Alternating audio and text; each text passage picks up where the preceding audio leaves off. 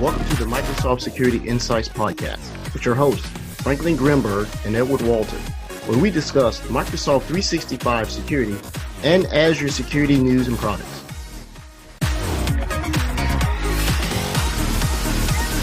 Recorded October 7th, 2021. Good evening, Franklin. Good evening, Edward. How are you? I'm well, sir. What about yourself this fine Thursday that we're recording? Just confusing our users, right? Our listeners, rather. Right, our listeners. So, yeah, I mean, we're going to be doing some Wednesdays, Thursdays, Tuesday, based upon the guest availability. I have to say, I was actually doing okay until I started thinking about what do I want to talk about on the podcast. And I remembered something that really frustrated me. I was in a meeting, right?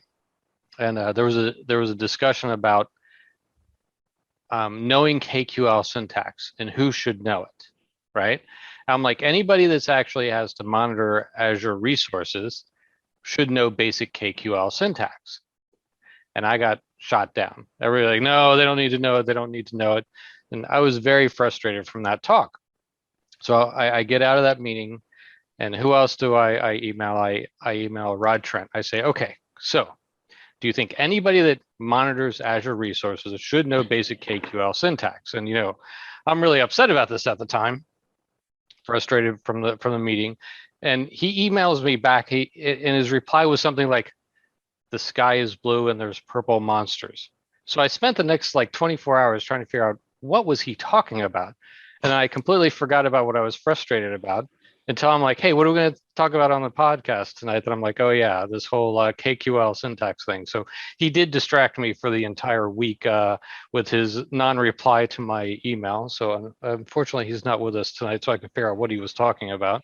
So what is your take on that? Should everybody that does Azure resources know basic KQL syntax to deal with monitoring? Yes.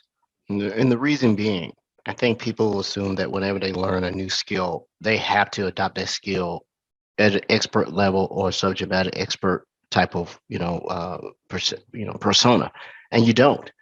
It makes your life better, right? I've been doing Microsoft stuff. Let me put it this way. I remember when PowerShell debuted. And a young lady, Melissa Kurt, told me this is going to be the thing. And I didn't dive on board because I was still into the routing, switching, CLI stuff. But I wasn't adverse to it because I had lived, the early part of my career just in a command line or a putty shell or whatever the favorite, command line connection tool or SSH tool or Telnet tool or whatever it was. So I believe because KQL is such an intricate part of really digging down into details and seeing stuff that you can't readily expose in the UI, even a Microsoft purpose-driven UI, which is the portals, it helps you. It also helps me in my job because when we are qualifying opportunities and those who want to adopt Sentinel, hence we're a security show, I ask the questions not related to Sentinel. I ask, what are your skills in Azure? Are you using Azure Monitor? Are you using Azure Data Explorer? Are you using data lakes? Are you using some of our data products?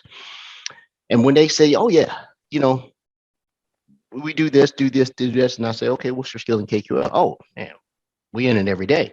That lowers the learning curve for Sentinel. And it also lowers the learning curve for NDE from an advanced perspective, primarily advanced hunting.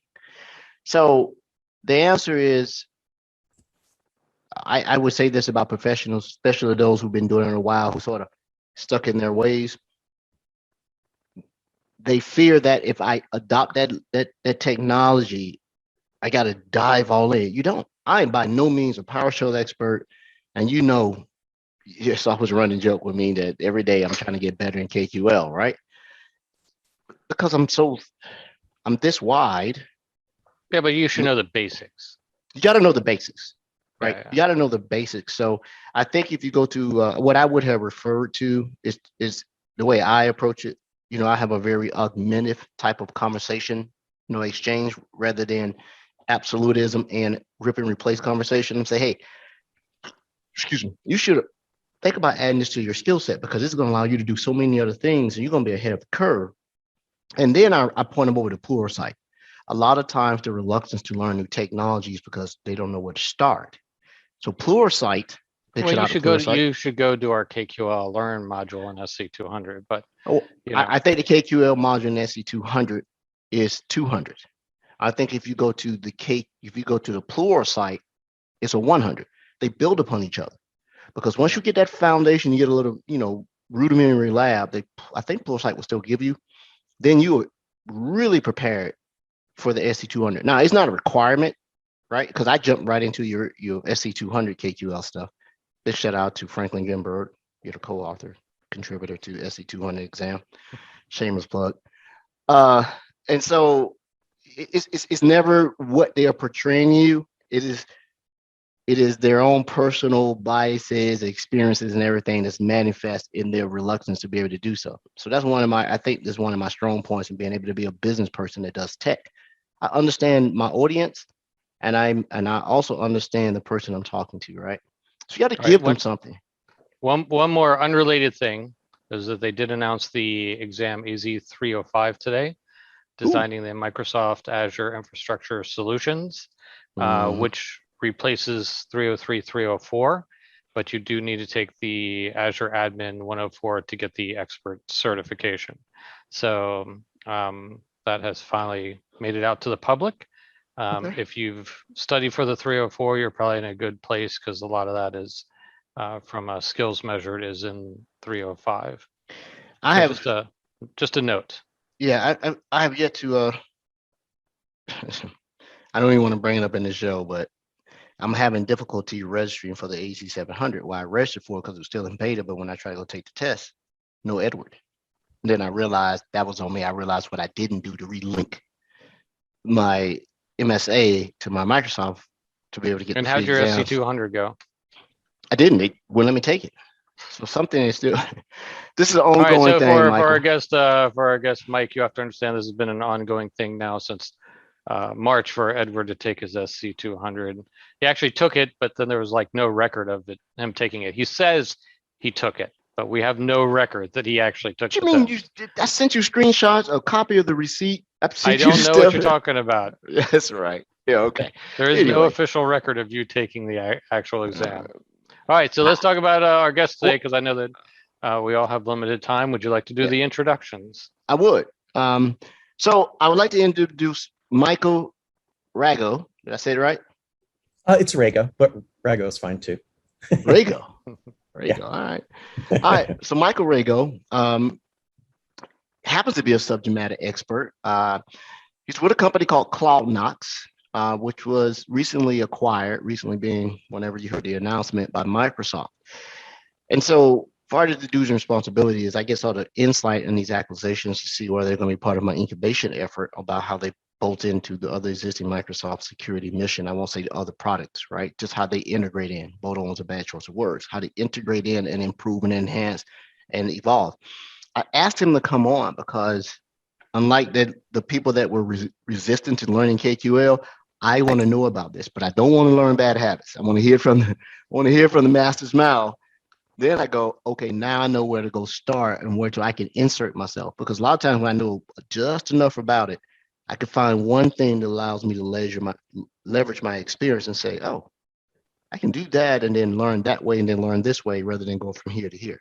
So if a learning path was 0 to 100, a lot of times I don't start at 0. I may insert myself at 60, 40 based on previous experience to see which way I go. And I may not like this is not my thing. So without that, I can't do him justice with his intro. I've done his research. I trolled him on LinkedIn, did a couple other things, but I will let him do his intro and then let him get into the subject that he's been doing. His experience is vast. He's been around. He has extreme amounts of credibility. So, Michael, the floor is yours, sir, and welcome to the Microsoft Security Insights podcast. Thank you. Yeah, very much humbled to be here, and by the nice commentary as well from Edward. But been in the security industry for 25 plus years. Kind of fell into it by accident. I was working for the stock market at the time in the data center as a Unix sysadmin when we used to have those, and an Oracle DBA. And at the time, I was always somebody that kind of tinkered around with things, downloaded a tool by an early security guy by the name of Dan Farmer, and ran it on all the systems on the network, and accidentally knocked over the trading floor in the middle of the day. And so I had really one of two options. I was called into the CISO's office, although they didn't call them CISOs back then, but the VP's office. And he said, Mike, I'm here to offer you one of two options. You can either take a promotion or be fired. So I couldn't exactly go home and tell my wife I'd been fired. So I took the promotion and asked questions later. And what I found out from him was, it was really the incubation at that time of building out a formal security team at that particular stock market. And he said, you clearly demonstrated you could take down the network, although by accident. Now it's going to be your job to protect it. And that was really how I got into cybersecurity. And then since then, I've had a plethora of different roles, from chief scientist to CISO to pen tester, frequent DEF CON presenter, authored a number of books, and just been very humbled throughout my career to have some incredible mentors. And I think for me, that's really been the big influence. So really, really stoked to be here. And thank you very much for the opportunity. So let me ask you a quick question. The time that you took down the commodities exchange infrastructure, was that circle around what time? That was circa 1993. Did you happen to know a guy named Dino Sims? He was doing something very similar to what you were doing at that time. He ended up being a mentor to me. Went out to start many other startups and everything. Introduced me to, cryptocurrency, Bitcoin at the very inception, right? And he was always this big brain guy. And he talked about he was up there doing almost the same thing you were doing there, and making ungodly amounts of money. Ungodly amounts of money, right? Back for that time, right? Before internet really took off, 95, 96, 97. Mm-hmm. So it's a big world, but it's a small world. You probably the security world is small. Who knows, right? No, everybody doesn't have a rememberable face like myself, right? So we know. So we invite you on to talk about what has led you to be to this podcast. Was going to do good work at CloudKnox, being acquired or merged, or whatever the words are, and now our listeners want to know more. So tell us, what is CloudKnox? Why should we care? And how is it going to change the security landscape for those who can apply this technology and these features to their environment and make their posture better? Sure. When looking at what everybody is doing in the cloud today, between building out workloads and development and offering these apps and solutions to organizations around the world, these environments are growing at a faster pace than we've ever seen. So if I look back when I worked at the stock market, we would have different teams that would deploy different portions of the architecture, right? We would have a team that would build the hardware and the servers, another a network team, the Unix sysadmin team that I was a member of, Oracle DBAs that would load the database, all of those things we did back then. And fast forward to today, infrastructure can be built out in 10 minutes. But also what's different is the who, right? So you've got really a developer or an individual that can build out that architecture now, end to end, build out that stack in a matter of 10 minutes in the cloud. So when we look at the pace of what's going on, it also has direct ties into all the permissions within the cloud, which are very, very complex. And when you start to think about separation of duties, what permissions are admin like? Are the permissions that are being given out, really being used by your average user? Having done 150 risk assessments since joining CloudKnox, in the kind of the systemic risk we see across the cloud, whether it's Azure, AWS, or GCP, is that really there's a big problem in terms of over-permissioned access. The average user is using less than 1% of the permissions they've been given in the cloud. And what does that stem from? Well, when you think about administrators, do they really know what permissions to give to a developer or other folks that are going to be, managing different portions of the cloud infrastructure? And the shorter answer is it's very, very nebulous. The long answer is it's very, very complicated because, I need to understand aspects of, what this individual is going to be doing combined with, how do I determine of the 10,000 permissions in Azure or AWS, provide admin-like permissions. In AWS, that's roughly 5,000 of the 10,000 permissions. In Azure, that's roughly 3,000 of the 10,000 permissions. So it's a really difficult problem to solve. And so CloudKnox really kind of entered in, at that time, more than 4 years ago, to say, I think we can, bring some method to the madness here and provide a new innovative way in which people manage permissions in the cloud. And that's effectively what we do. So we have the ability to bring a new ingredient to the table.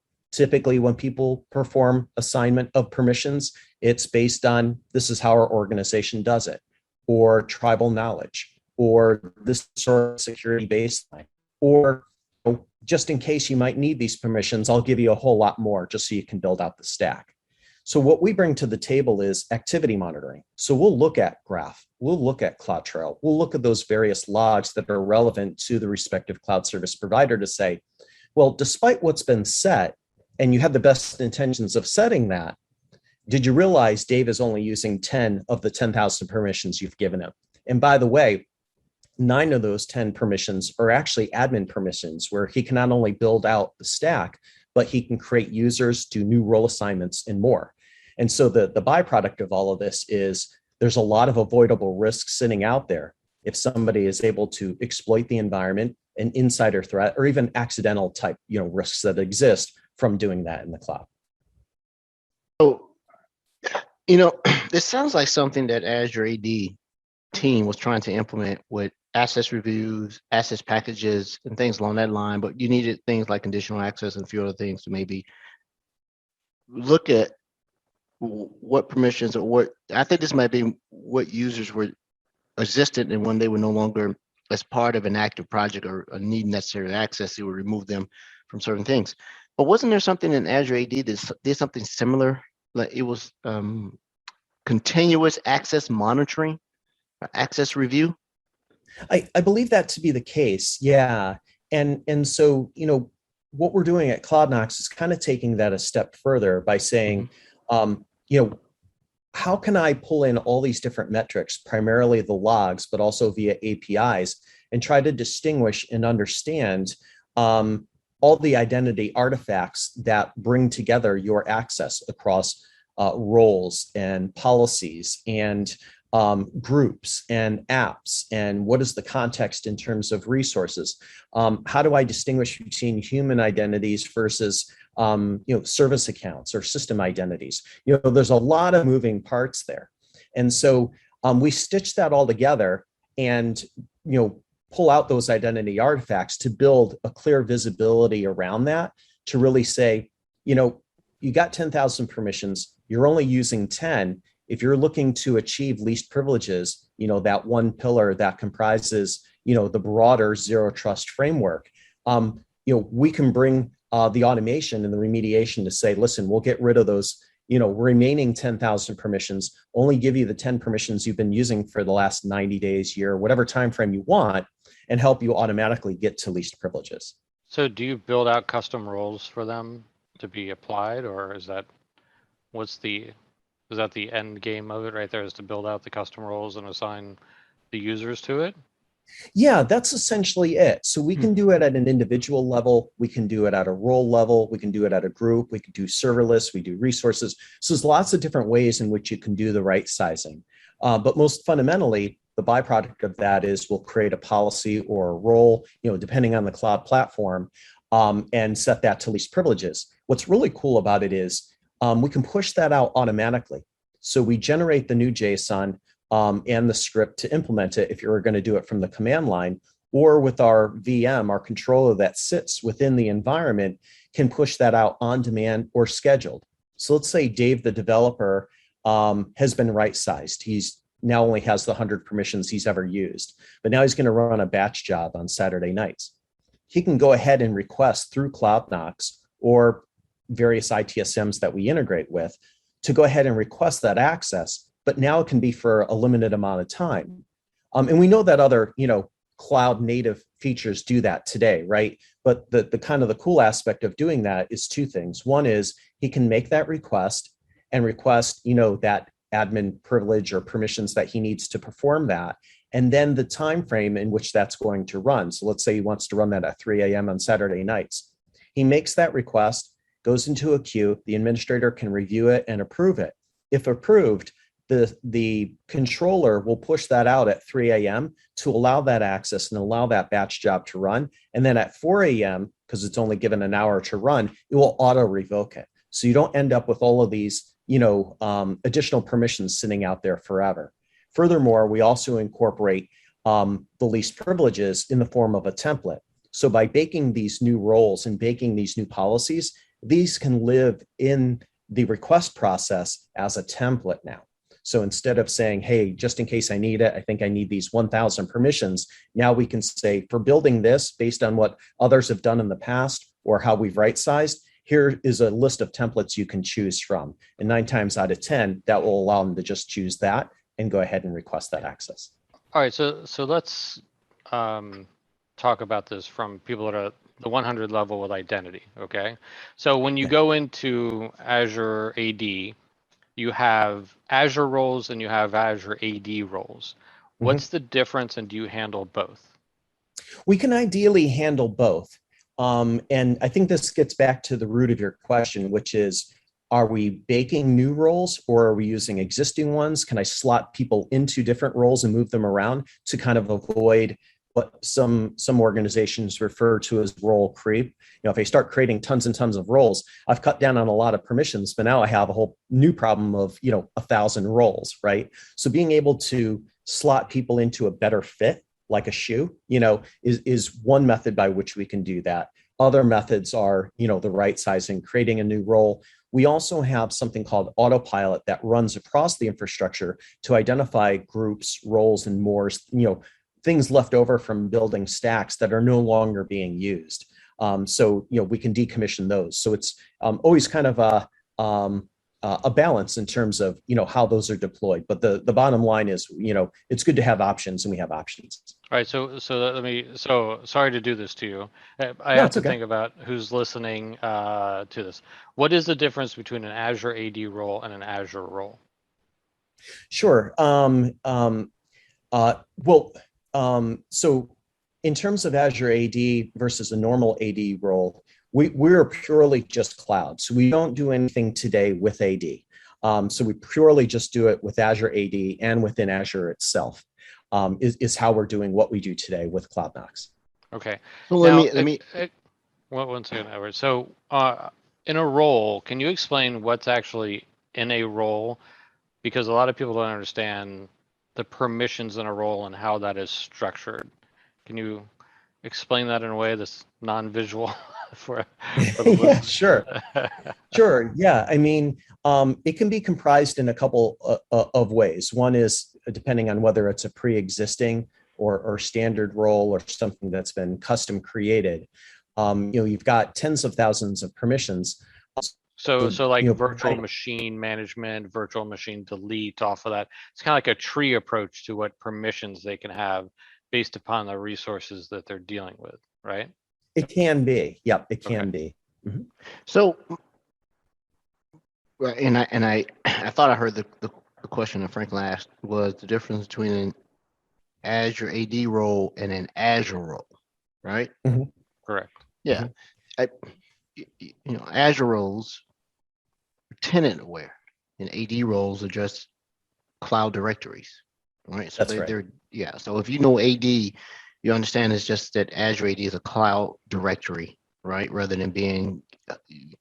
But the AD roles are like SharePoint administrator or Dynamics administrator. Yes. Where the Azure roles are global administrator, Azure resources. Yeah, and believe it or not, the M365 user creation gives the best breakdown of that when you create a new user now on the left-hand pane, because you can get very granular about what they do. Device administrator, cloud administrator. Right. It was something I had never seen before. I'm like, oh, when did they add this type of administrator, right? So within, go ahead. Where in the Azure UI would people normally assign roles to a specific, let's say, resource group? Well, Yeah, I don't go understand. ahead. Hold on a second before you ask that. Ask the question one more time, Frank, because you sort of. So where in the Azure portal would you normally assign roles? Let's say you have a resource group to different users for that, to that resource group. So Frank now needs some sort of permissions to resource group MSI podcast, right? Oh, okay. Where is that assigned? Where do administrators normally do that with inside the Azure portal? Well, I'll take that one. I mean, that's what we do. Because I really want to see what the overlay of CloudKnox is like, and I'm asking this question. If you're assigning Azure roles, you can go inside your tenant, you can look inside your subscription, you can actually go into Azure AD and look at roles. And then inside those roles, you can. And if you're looking at AD permissions, that varies between the groups that I've created that Azure AD understands, or somehow they have some type of integration, Okta, whatever. I think that's the answer to that, because every time I think I know the answer, things change, So right? what people can do is just go into the Azure resource, and normally in the first left side menu, there's going to be a section called IAM. Click in there, and that's going to show you everything about that, and what roles are available. Let's say if you're dealing with virtual machines versus a resource group and so on. So if you have not done that, go click in that area on any of your Azure resources and take a look at what's available and poke around in there to understand. So with that foundation set, let's continue on with Michael and how all of this applies. Spoken like a true exam and content creator. If you are doing this task, where would you go inside the portal and click on this and do that? That's not how you write exam questions, by the way. If you're doing it sounds like you don't do portal navigation as exam question, but that's okay. I just think that a lot of people outside of exam development don't understand the difference between Azure AD roles, Azure roles, and also the permission hierarchy that's available to them within assigning those roles. And when they actually go into the built-in roles that are there, and they click on one and they view what the permissions are, and they see this long list of what they're allowed to do. And if you're assigning that, especially at the resource group level, that's when you're going to actually, because that's going to be inherited to all the resources below it, right? So that's when you're looking at, okay, in a complex environment, and you have these built-in roles that are not going to be least privilege, you do need some way of saying, what are they doing? How can I assign this the right way? And also not give them the entire laundry list of privileges that the built-in roles do. But also, okay, if I go in and say, okay, I'm going to give them privilege to manage the VM in this resource group, does that really provide everything that they need to manage the VM in the resource group? Well, they can't manage the virtual network. Can they go change the NSG rules? So you have an entire relationship between the resources that you're deploying there, that if you want to do least privilege, that you have to take into consideration. So I can't say, oh, I only want Edward to be able to manage this VM, but nothing else inside the resource group. That's going to be a problem. So you need to understand the built-in roles, minimize what they're giving, while also all the other pieces of the Azure resource that you're implementing, to make sure that the person that you're giving this role to has the least privilege for all those other pieces that are involved. And so I think that's why this product is extremely important, to know all of those connections, and then also provide the least privilege at that point. Which is probably one of the reasons Microsoft grabbed these guys, because they couldn't figure it out. And they couldn't figure it out, right? The other thing is, and we'll move on because I want to make sure Michael has the time to talk about the things he's probably put in talk chat. Azure does a good job in throwing up an error if you try to manipulate a resource that you don't have permission to. And that's it. Because once you read through the error log in the upper right, when you do, it gives you no clear thing to tell you why you can't do it. You got to sort of, I'm so used to it now, I go, oh, it's a permission issue, and they're very granular. But it'll throw an error, but the error message that it gives you is useless. So Michael, with CloudKnox, you can talk this either pre or post acquisition. How do I consume it? How do my user get to take this and put it inside their environment to be able to do these things? Because there's a lot of regulatory stuff that I'm used to be exposed to when I cover regulated industries such as government agencies and then FSI. I am in a least regulated industry now, but how do we consume your product? Yeah, there's two pieces to the overall product. One is a Sentry or a VM that we deploy within your respective cloud service provider. So if it is Azure, you'll deploy a single VM to gain insights into multiple subscriptions. And that VM is deployed for security reasons, exactly for the reasons that you outlined. We know that there are other products in the CIEM space, or Cloud Infrastructure Entitlements Management, which is a new term coined by Gartner recently. But one of the distinctions we had from day one was the ability to go beyond just using APIs and instead deploy a VM in the environment. One of the main reasons we do that is for security reasons. So with that VM living in your environment and under the customer's control, I'm keeping a lot of the keys to the kingdom that would normally live within a SaaS service, live in the cloud as part of the offering, now within the VM on-prem, or really in the cloud, I should say, in their cloud deployment. So that becomes a very attractive thing to, organizations, regulatory, government, and more that want to leverage this, right? And knowing that credentials and other things that may be used by that VM are within their control. They can, we patch it for them, or if they have their own cycle by which they go do patching and, manage their VMs, that puts that more under their control as well. And the other main reason is that since this is going to make changes to roles and policies and more, that lives within their environment too, not in the SaaS service, So I'll kind of pause there because that, kind of addressing that point question. Makes sense. Then I'll say my other question for the last. Go ahead, Franklin. So how does this, do you deal with app registrations at all? We do. And I was going to bring that up because I thought that was very relevant to how you were talking about Azure roles versus Azure AD. Also, in terms of going to IAM and seeing what roles exist and what new ones you may bake. What we're doing is in that context, for example, when you have a developer or somebody who's doing an app registration and going through that process and the resource group and all of those things comprised of building that out, there's lots of drop downs in the menu. And one of those is, what role am I going to use? Am I going to create a new role to support this or use a pre-existing one?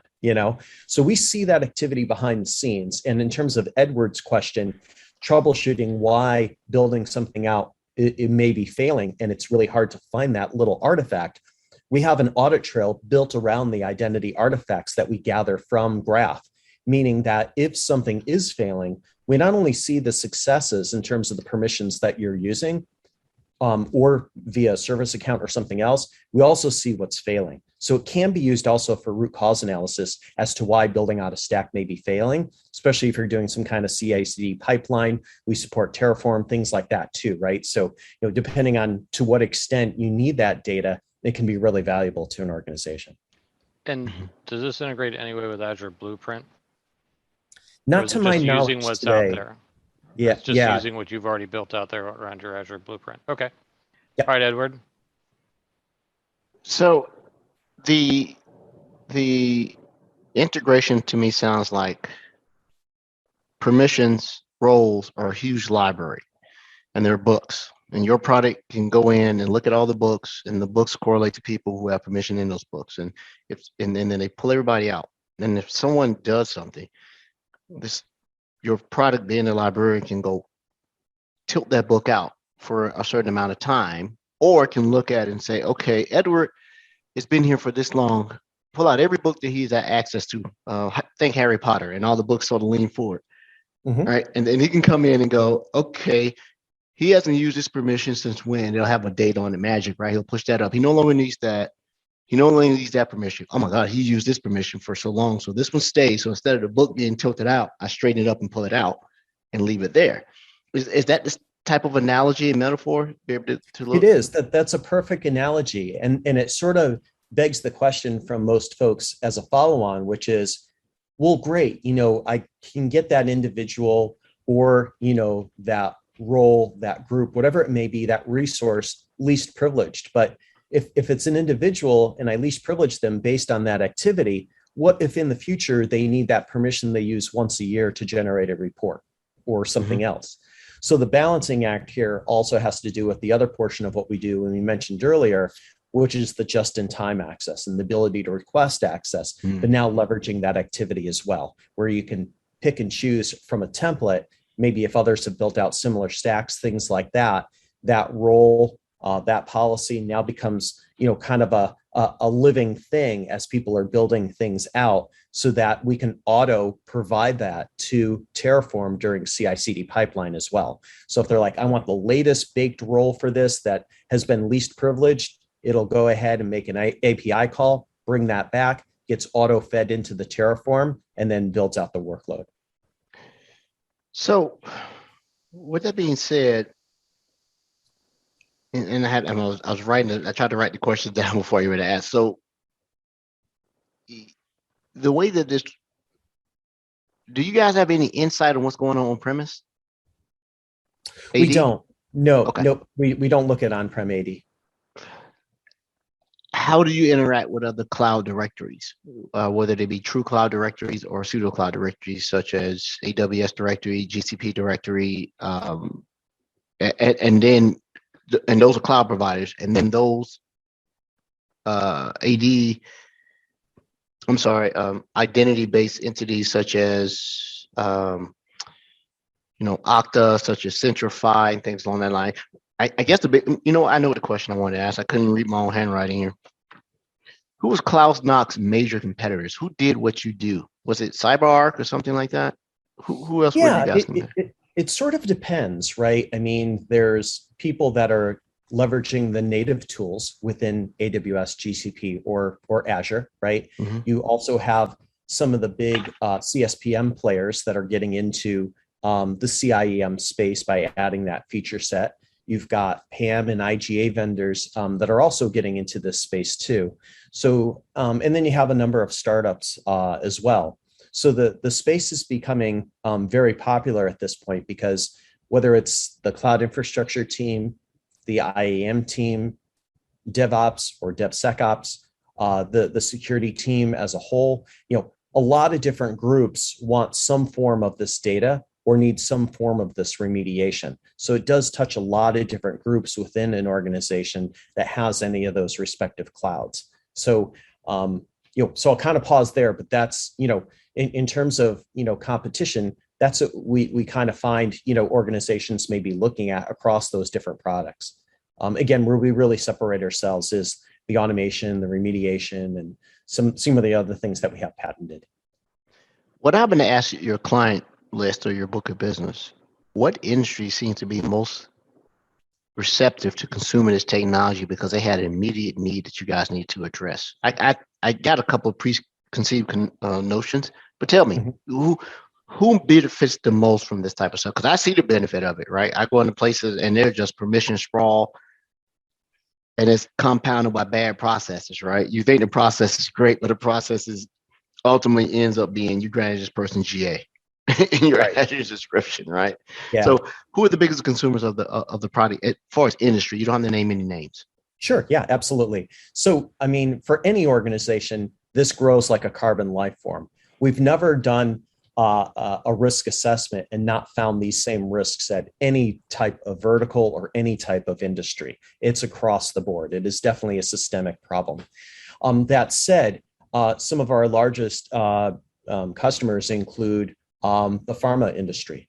They also include healthcare, but also we have a number of customers that are power companies and in the energy industry. They've got pretty stringent requirements now too, especially as a byproduct of, what we've witnessed, across SolarWinds and some of the other things that have occurred more recently, right? We also have,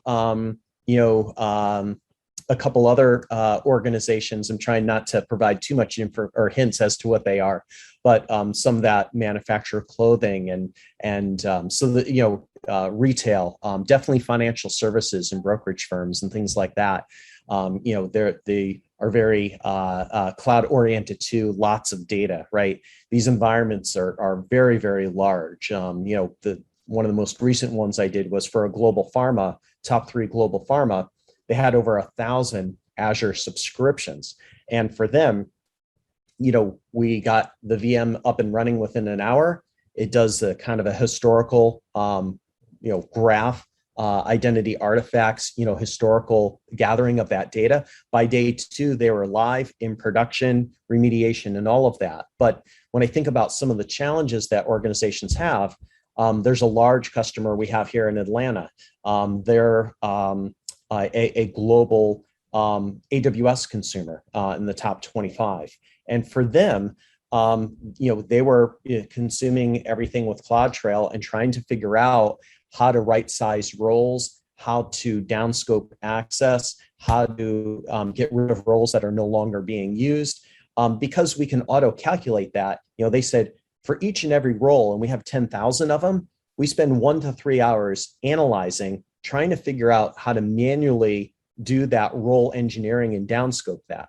We cut it down into a second, right? They literally can pick the role, click next, and it auto calculates, these are the only permissions we've ever seen aggregated across, anybody who assumes that role. So the total is 100 permissions out of the 10,000. They click next, it makes a new policy or a role, they push that out, problem solved. So we have a lot of different verticals, a lot of different industries, really across the board. Will this be available in the E7 license? It'd be in the E7 license, pretty much.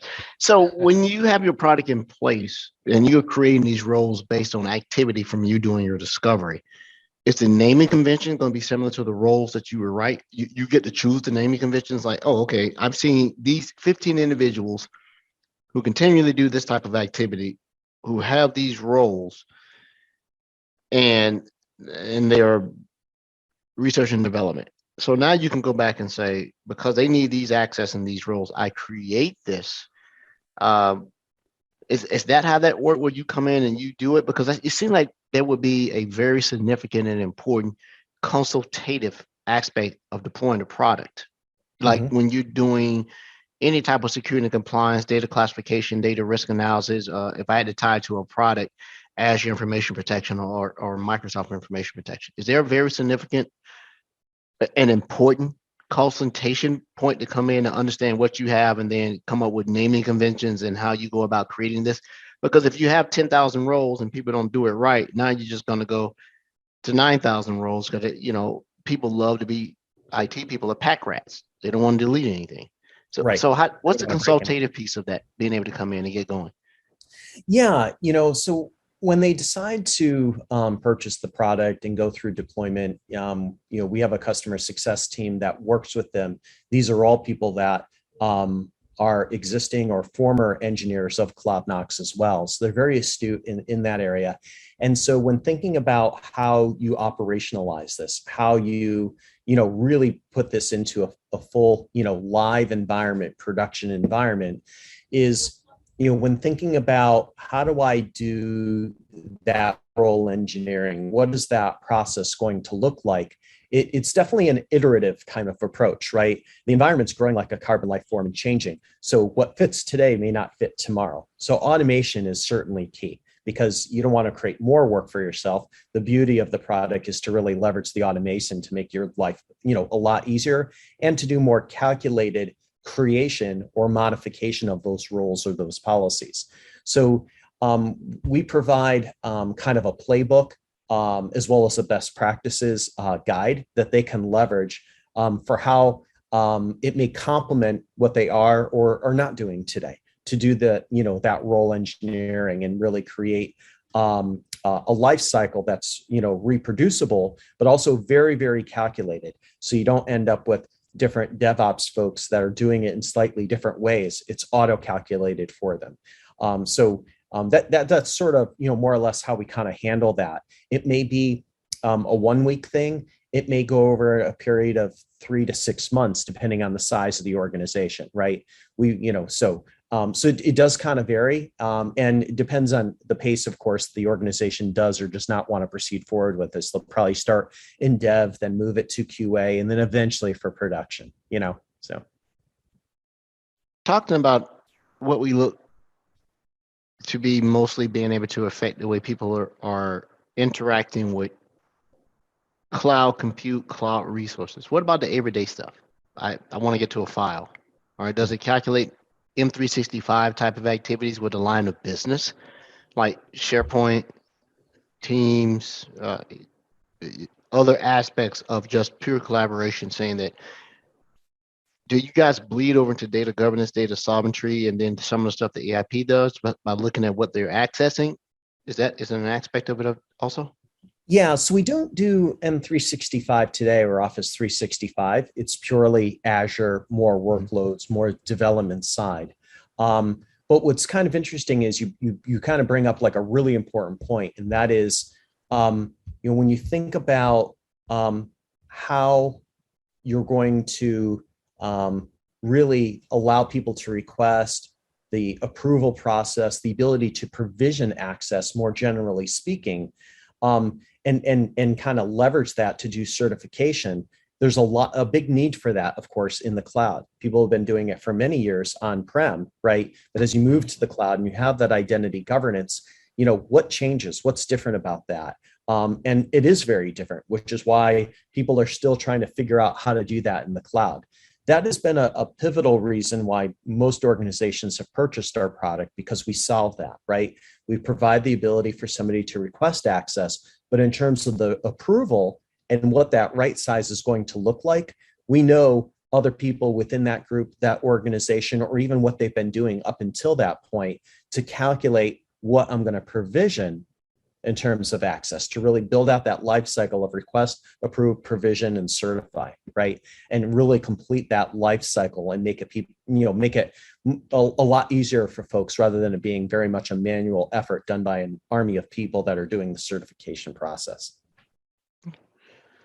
Makes sense. Yeah. And I can see the benefit of being able to give someone the right tools to be able to try to put their hands around this monster, especially if you've got an environment that's even semi-mature. That can be a daunting process to go back and try to do it. And how many organizations, let me ask you this question. Sure. How many organizations have decided to come see you guys after they failed an audit and their controls are not adequate? Then they come and get you. Or do you get a lot of, oh my God, we got this audit coming up, what do we do? You get a lot of post-audit failures, or pre-audit, prep me for the like a combine, prep me for the real thing? Mm-hmm. Which one is it? Yeah. Both, and it is the majority. So they're either coming to us, because they just can't, pull all this data together. I'll show you an example. Let me share something out, because I had a few things teed up that I'd show you. And you got to make him a host, Frank. Frank's going to make you a host. Oh, okay. He's quick to the draw today. Great, thank you. Okay, so this is kind of a sample report that the customer can generate. And by the way, can you guys see this okay? Yep, okay.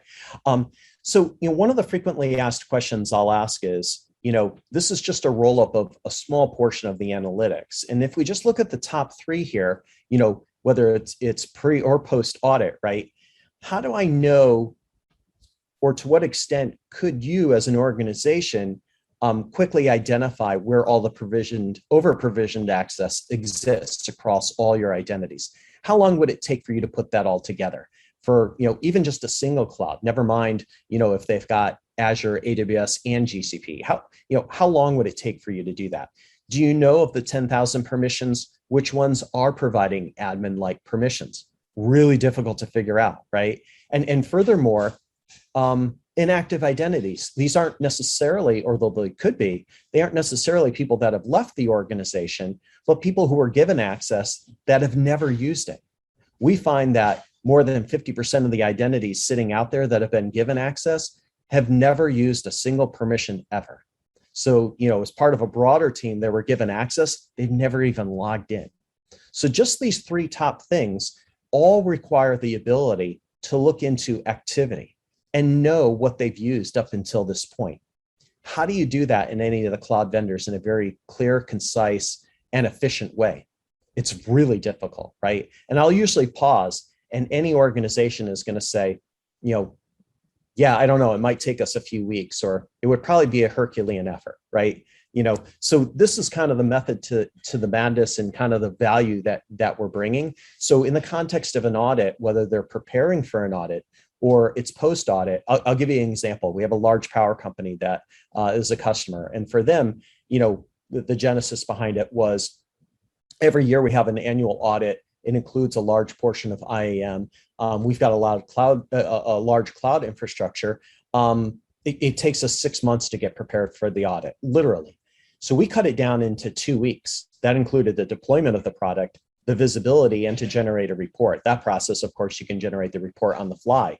But again, production deployment, deployed, the reports, everything they needed for their audit reported in the format that they wanted within 2 weeks. So we cut the process of 6 months down to 2 weeks, and it's now automated. And for them, that was instant ROI, paid for the product outright, right there in terms of, the amount of time people were spending to work on this particular effort. So Franklin and I come from a defense posture, detection, prevention, and Frank's pen tester, exploitative guys, and we meet in the middle. If this product is already running, can it identify lateral movement? All of a sudden, this person is starting to see escalation across sensitive groups, addition to added to sensitive groups, and try to navigate. It's more prevalent when someone has been compromised on premise, but there's cloud lateral movement too. But most of the time, people are trying to achieve as close as they can get to GA or whatever GA's equivalent is in GCP and of Azure. Can you guys detect that as part of a forensic evidence repository to say, yep, we saw this? Oh, well, there you go. We can actually, yeah. So I wrote an article for Forbes around this, and I'm a former pen tester myself, and thinking through, the cyber kill chain and what this looks like in the context of the cloud is very similar, but also very different, right? How you perform that, anything from the reconnaissance to the infiltration, to aspects of privilege escalation and lateral movement. The commands, what's available in the cloud is somewhat different, than on-prem, right? And so as you map this out, characteristics of the lateral movement and or the privilege escalation might be aspects of role chaining or cross-account access. It may be an over-permissioned or over-provisioned role, exploiting resources that if they're able to assume a role or something like that, may provide that the normal user never used and didn't realize those exist. So where I'm going with this is, the answer is yes. So we have a monitoring or like an IDS component to the product, one of the 3 key features. And what that does is it looks at toxic combinations of permissions. So I may have permission X, Y, and Z, which each individually on their own may not be that that risky. But combined, they actually come together to provide a level of lateral movement or privilege escalation. Mm-hmm. So one of the things that I present, I presented this at DEF CON over the summer, was, whether this is AWS, I have one for GCP and Azure as well, but how do I look at this from a cloud perspective, and what permissions are providing this that allow me to stitch together how people can perform lateral movement or privilege escalation? These are just 4 of the 5,000 AWS admin-like permissions. So as you can see here, when we do a risk assessment, the majority of the time we find these with every organization, because again, they used guesswork to kind of assign permissions, not realizing they gave, the AWS IAM create user permission to each and every developer, which means a developer can create another user account for somebody else. They didn't realize that they gave them the ability to update the assume role or the ability to update a policy. So these are 4 of the 10,000 permissions embedded in what we're really talking about. And these are the things, when stitched together, really cause those toxic combinations, and as a result, aspects of lateral movement and privilege escalation. Okay, that's what I was asking. So One good example, I'm sorry, I'll say one other thing, Edward, if you don't mind, and that go ahead. is, when you think about SolarWinds, right, which is a frequently asked question, there were some CVEs and other things that came out around that. And one of those was within Azure to keep track of role assignments right. And with role assignments right, obviously you can adjust the role assignments. And well, although that's something that administrators may be doing every day, the ability to alert on that activity on an ongoing basis and also identify the anomalies is something that we also do. So we leverage machine learning to baseline what each and every identity is doing over time. And if suddenly we see them accessing 700 new Azure blobs and containers, or using 500 new permissions that they've always had but have never used, or time of day, or a whole variety of other metrics, we can spawn an anomaly alert. If you individually want to track role assignments right for the purpose of SolarWinds, we also have the ability to create your own custom alert triggers. In less than 5 seconds, you can go through, choose what subscriptions you want to monitor that on, choose that granular permission per the CVE, and boom, from that point forward, you're tracking anybody who's performing a role assignments right, and you'll get an alert around that. So it's very easy to bake that in the product. A lot of that feature set you get out of the box with our monitoring capability, which you could also call like some form of an IDS for the cloud. And they say that way, but yeah, I can see that. Yeah, it makes sense. So, as we get ready to close out, we're sort of stickling on time. You can take as much time as you want. Michael, you're our guest. If you want to go longer, we can. So, one of the big things is efficiency, right? And whereas everybody is now trying to prevent burnout, because when you're bringing in so much signal, so much capability, so much oversight, insight, how are you going to, how do I port this information into something where I already have my other signals going into? Without saying a product name, but I guess I need to give you one. Can I get this information in Sentinel? You can. We're obviously a recent acquisition of Microsoft, but even prior to the acquisition, we were feeding raw data into Sentinel. To what extent is that consumable and dashboardable? Is kind of up, to the organization at this point. But we know that people use Sentinel and other, products out there for doing that type of thing. So we support a variety of different SIM and other forms of products, SOAR and more, to allow you to consume that data and do something valuable with it. It'll be interesting to see over time how that's matured and how that becomes even more automated. At the end of the day, what do we find people are looking for? Should they try to bring it into a security tool like that? Well, fundamentally, they want to bubble up, their highest risks. They want to also know from a monitoring perspective or an IDS-like feature from an IAM perspective, what are some of the risky things that are going on? Do I see failures in terms of somebody trying to do a role assignment right, but it's failing? We show that, right? We bring that out in our logs. You can get that as an alert.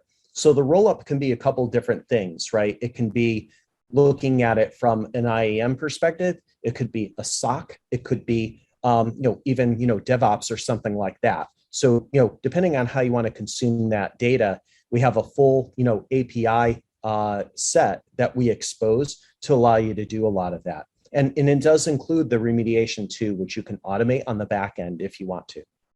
Okay. All right. Well, I did have something here, and I had PIM, which is privileged identity management, right? And so, do you guys displace? I want to see you guys, Microsoft, with your product. Are you a complement to the just-in-time access with PIM or overlay, or do you displace it and you use the just-in-time that's resident within CloudKnox? It could perhaps arguably be any of those scenarios, but what we find most initially when a customer deploys is that it's very complementary. So it comes back to not so much a comparison of all the features of a particular product that is, positioned for something like that versus what we're doing in the CIEM space. It's the how. So in terms of how do I determine who gets, various forms of privileged access, how do I role engineer that process? That's what we like to think anyways, that we're really good at, because we bring that calculated method to it. So the compliment here is that, how did you define what that, privilege should be, or what it comprises in terms of permissions? A lot of it has been sort of guesswork. The other products then kind of determine, hey, I'm going to do session recording and all these other things, right? But just the incubation phase of that, right? How do I figure that out? That's what we like to think we're really good at. That's what we have a patent on. That's what allows us to provide the automated role engineering for that process, to say, this is what we've seen used for permissions. This is a much better sized, right-sized policy or right-sized role for doing the PIM-PAM type of thing. Mm-hmm. That makes sense. We're up against it, maybe one over, but I want to ask, we never let you get out without asking a couple of questions. That's all the staples of the show, but I'm going to modify it a little bit, because I don't think you're our first guest from Microsoft by view of acquisition. I think we've had we had a CyberX person on a couple others, but let me ask you this question. How exposed were you to the Microsoft security stack? I know you're probably very cloud-centric, cloud identity-centric, cloud role-centric, cloud group-centric, but what about the other products? Were you familiar with MDE, MDO, MDI, MCAS, Sentinel? And was that by virtue of you working with it, or just because you had to know, because these things are just Microsoft stuff? Do you have any exposure to those things? I did personally have exposure to a number of things, those things from two different perspectives, both professional and personal. From a professional standpoint, for example, working at CloudKnox, we have demo environments for AWS, GCP, and Azure, because we're really required to be experts across all three. So, just one alone is a lot to know, right? Having to know all three and answer very technical questions, for organizations, across any of those, or they may have all three, right? Becomes an even infinitely more sophisticated, conversation around that. So, with having those environments and garnering that experience, like many of my peers, constantly seeing what are the different services that are provided by those, for example, within Azure, but also AWS and GCP. So for me, and in particular with Azure, definitely, had some experience in terms of, everything from Sentinel to, other aspects like IoT and some of the other things you can build out. And I try to challenge myself also with some of the online courses, for example, where I'm building out serverless functions, playing around in Python, understanding how those pieces come together, but also monitoring them within CloudKnox to kind of see, what permissions did I actually use, and, kind of gaining those insights, because as we speak with different organizations, they have different reasons for using the cloud, right? And it may be, an industrial IoT or an ICS, industrial control systems type of customer, like a power company or something like that. And then the next day we're working with a pharma company. And then the next day we're working with financial services. So what services they're using within Azure vary quite a bit, right? And so just over time, each and every one of us challenging ourselves and doing a lot of information sharing to kind of mentor one another, what they learned through a previous install, and just kind of share, the information wealth, if you will. So with all those products, if you had to deploy, yeah, I'm not going to do it to him like that. That's too very unfair to him. There's too many product group people are listening, right? Oh, so you like this product better than our product, right? This has been very informative, because I see that this being super important, especially for large organizations and organizations who can get large. Do you see a lot of traction, or do you see a very useful? I'm thinking companies that do a lot of mergers and acquisitions. You need this, right? Marriott, SPG, figure that out, right? So is that one of those hot spots for you guys, companies that say, hey, we'll provide the safe landing point because we're the acquirer? So M&As are a good hunting ground for you guys? Absolutely. For us guys? Yeah, absolutely. Very insightful. Yeah, absolutely. We had actually a call just today with a very large bank, a top 10 bank. And, from their perspective, There's been a lot of acquisition around the banking and financial industry over the last couple of years, and no different for them. And they're going through an acquisition now that's been publicized. But once they have to fold in that cloud infrastructure, which by the way is not the platform they're using Azure, but who they're acquiring is using AWS. How do I have even the internal expertise to assess that environment? It's one thing to say, hey, we have the core knowledge around Azure to look at it if we have an acquisition and they're running Azure. But if we're acquiring a company and they have AWS, and now we need to ensure that it's up to spec in terms of our compliance and pen testing and all the other things we do, how do I garner that knowledge? This can, to an extent, fast track you on that and allow you to do a lot of that. So once you plug in that VM and you have that collector, within 24 hours, you'll have a view into how over permissioned everything is within the environment. And in addition, do I have blobs and containers that are exposed externally or an S3 bucket? Do I have security groups or network security groups that are misconfigured and allowing RDP and Secure Shell and VNC to the world? So we have a lot of different insights into a lot of that, and that allows them to really hit the pavement running and really have an initial view, but also a way to manage it on an ongoing basis. Awesome. I mean, what I like. So how do people buy this? How do people get started? This is what I want to know. How do I play with it? I mean, how can I try it without having a $2,000 a month bill like what I did with IoT Defender or Azure Defender for IoT, which I couldn't stop the charges. So how can I try this?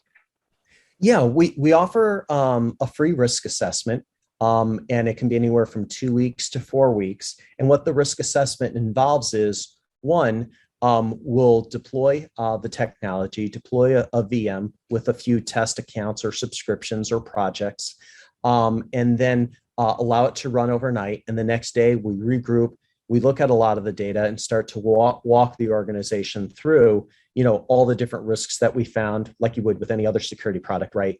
But, how over permissioned are people, who has a lot of accidental admin permissions, all of those roll up into our reporting and dashboarding. And then, but from that point forward, they can also start to use the remediation, the IDS feature set, all of those things. So in terms of getting started, any organization can reach out to us, let us know that they're interested in a free risk assessment. And like a pen test, at the end of that 2 week or 4 week period, we'll do an executive wrap-up presentation. We'll highlight a lot of those findings, recap how you can leverage the remediation. I mean, I'm also a former CISO. One of the biggest things I always look for in any security product was, listen, if it only does visibility, I'm not interested. But if you can help me remediate what you're going to show me, then, we can talk, right? And so we provide the ability to do, that remediation too. And then, we kind of gauge interest at that point. And like any organization, some may have a more broad POC where they're having a bake-off between a couple different products also, which we also get involved with too. Okay. Well, this has been super informative, Michael. I didn't want to go do too much reading on CloudKnox and generate dumb questions, but I said, let me hear from this guy, because what we like to do in this show is let our listeners be so interested, they go out and they want to look at it a little bit more, they see a little bit more. I don't have any other questions. What I will ask is that if you have any links or anything you want us to do to amplify, your presence, your product, with all the things that you've done, we'll just be one more URL that feeds back into your, to your online and security presence. Franklin, do you have any more questions? No, I'm good. I completely get it. I wish that I had thought of this. Yes. Yes. I think I remember CloudKnox was sort of created and getting funding because it was coming across Security Week. And then that's the magazine that keeps track of all the stuff that's going on. I will see it pop up. And I think I've seen your face pop up in the Security Week stuff, that all the people that write. I don't know if you were a contributor or just an article focused on you guys, but good stuff. To our listeners, check it out. We'll put all the applicable links in the show notes, and thanks everyone for tuning in on it's a Thursday, but to everybody that's listening, it's going to be Monday. So we're good. I think we'll be back at next Wednesday at 5 p.m. for the next 2 weeks. Yep. We have an exciting guest coming up who's going to do a two-parter. He wanted back-to-back weeks. and that's going to be outstanding. But not to steal the thunder and the limelight for our guest, Michael, thank you for coming on. You're always welcome. This is a sounding board. If there's something neat, something you want to put out, it doesn't have to be as formal as coming on the show. You can just pop us an email. We'll include it in our show notes, our links, and what we do out there to inform, educate our listeners and supporters. Awesome. Yeah. Thanks so much for having me, guys. Had a great time. Super insightful questions and really enjoyed it. So thank you. All right, thank you. All right, until next week, Edward. Till next week, Franklin.